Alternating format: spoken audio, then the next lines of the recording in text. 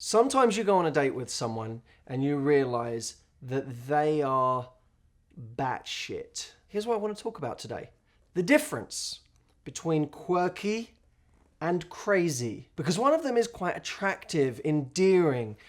The other one is something that, generally speaking, you should run a mile from. By the way, I'm not just talking about the people you go on a date with. I'm also talking about ourselves. So what's quirky? Quirky is when you have this cute little way about you, or a cute habit, a cute little idiosyncrasy that becomes its own form of endearment. It's something that makes you you. It gives you character. It's that thing that makes that guy go away and say, oh, she does this really cute thing, or she's so weird but I love it. That's what quirky is.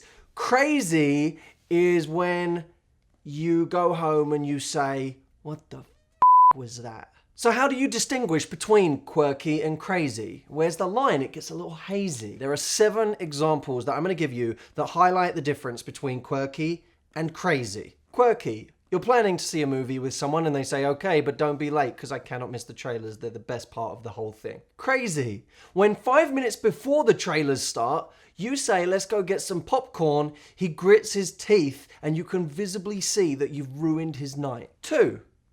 Quirky. You see a spider in the bathroom, you run out, give him a hug and say, you have to get that spider out for me. Oh my God, I can't do that. Crazy. For the rest of the evening, you're having these weird spasms about the fact that there was a bug in his apartment and you won't sleep in his bed. Number 3, quirky. You like it when your dog jumps on the bed and wants to cuddle at night when you're about to go to sleep. Crazy.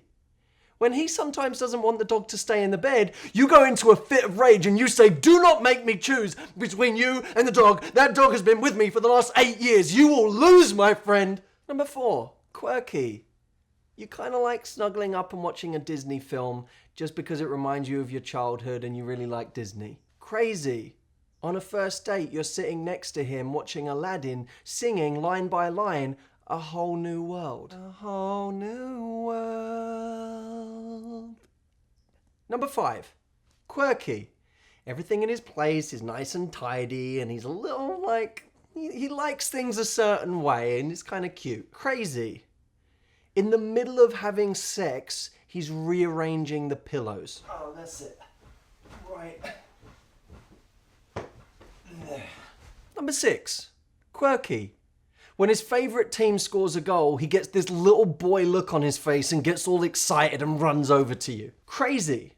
When his favourite team loses, he smashes the place up and calls your sister a whore. Number 7, quirky. He's up for bringing a little spanking into the bedroom. Crazy. He wants to watch you have sex with his best friend Gerald.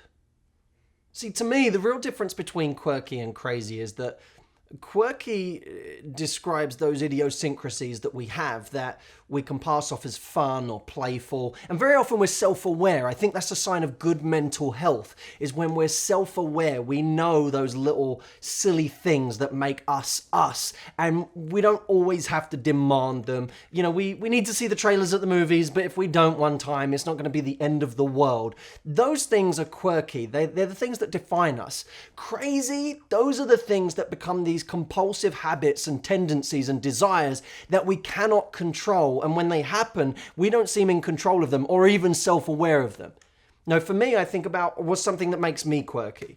It's how I like my tea.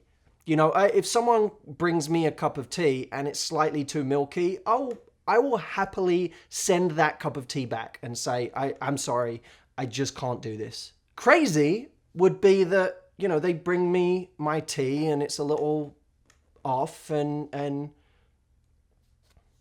you know what? Honestly, just get it right. It's not that hard. The thing, most of these things there is a difference, but with tea, it's not that difficult. Just make the tea the right way.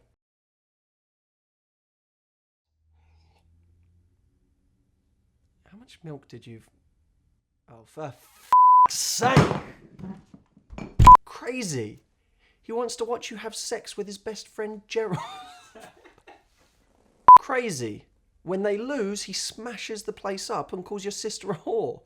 You get so much pleasure from it. Because you imagine these people, you imagine the people that are like this, they're just the worst people.